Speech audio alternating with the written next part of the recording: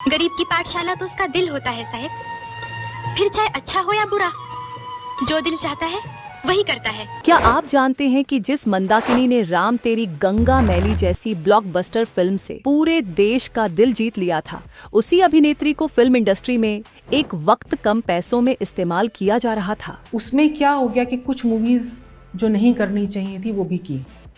There was not a proper guidance, you can say. जी हाँ दोस्तों, पर्दे पर चमकते चेहरों के पीछे कई बार ऐसे काले सच छुपे होते हैं जिनके बारे में जानकर रोंगटे खड़े हो जाते हैं। आज 7 एनियाज रिवाइंड पर हम लाए हैं एक ऐसा खुलासा जो आपको झकझोर कर रख देगा।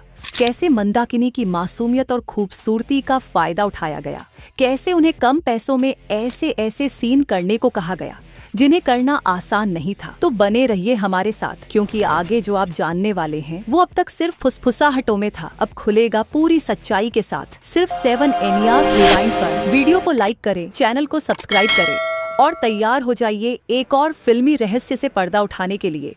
सब नहीं भैया, सिर्फ एक आया है जान जोखिम में डालने वाला। 1985 में रिलीज हुई राम तेरी गंगा मैली ने रातों रात मंदाकिनी को सुपरस्टार बना दिया। राज कपूर के निर्देशन में बनी इस ब्लॉकबस्टर ने सिनेमा घरों में ऐसा तूफान उठाया कि पूरे भारत में अफरा तफरी मच गई। पर्दे पर बार बार पारदर्शी साड़ी में झरनों के नीचे नहाती मंदाकिनी कभी मासूमियत से ब्रेस्ट फीडिंग करती नजर आती।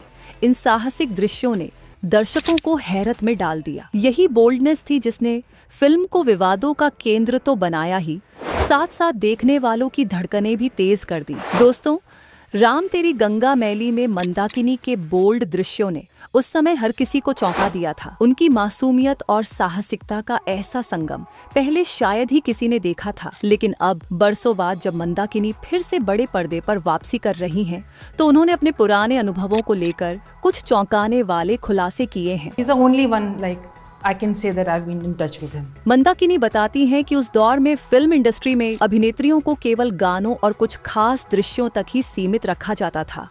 न उनकी एक्टिंग को महत्व दिया जाता, न किरदार को गहराई मिलती थी। उन्हें सिर्फ सजावट की तरह इस्तेमाल किया जाता था। उनके इन बयानों ने एक बार फिर पुराने बॉलीवुड की असलियत को सामने ला दिया है। मंदाकिनी याद करती हैं कि जब वह फिल्मों में काम करती थीं, तो पूरी फिल्म के एवज में मुश्किल से 1 से 1.5 लाख रुपए ही मिलते थे।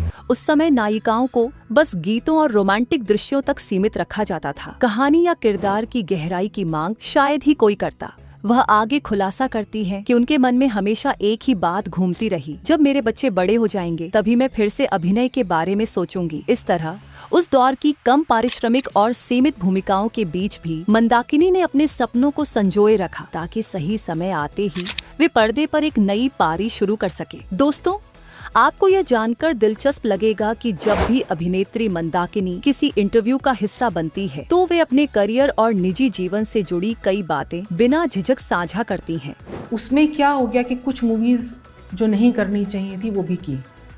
There was not a proper guidance, you can say. चाहे उनके फिल्मी सफर की बात हो या फिर व्यक्तिगत अनुभवों की, मंदाकिनी हमेशा खुलकर बोलने के लिए जानी जाती है। यही बेबाक अंदाज उन्हें और भी खास बनाता है, जो दर्शकों को उनके करीब ले आता है। तो दोस्तों, ये थी मंदाकिनी की जिंदगी से जुड़ी वो कड़वी सच्चाई, जहां कम पैसों में एक टैलेंटेड एक्ट्रेस को सिर्फ गानों और बोल्ड सीन के लिए इस्तेमाल किया जाता था। अगर आपको ये खुलासा चौंकाने वाला और सोचने पर मजबूर करने वाला लगा हो, तो वीडियो को लाइक जरूर करें और ऐसे ही बॉलीवुड के पर्दे के पीछे छुपे सच, भूले बिसरे किस्से और फिल्मी दुनिया के अनसुने राज जानने के लिए जुड़े रहिए 7 एनियाज रिवाइंड के साथ। हम फिर लौटेंगे एक नई कहानी, एक नए रहस्य और कुछ ऐसी बातें लेकर जो आपको अंदर तक हिला देंगी। चैनल को सब्सक्राइब करना न भूलें और बेल आइकन दबाएं, ताकि अगली फिल्मी तहकीकात सबसे पहले आप तक पहुंचे। धन्यवाद।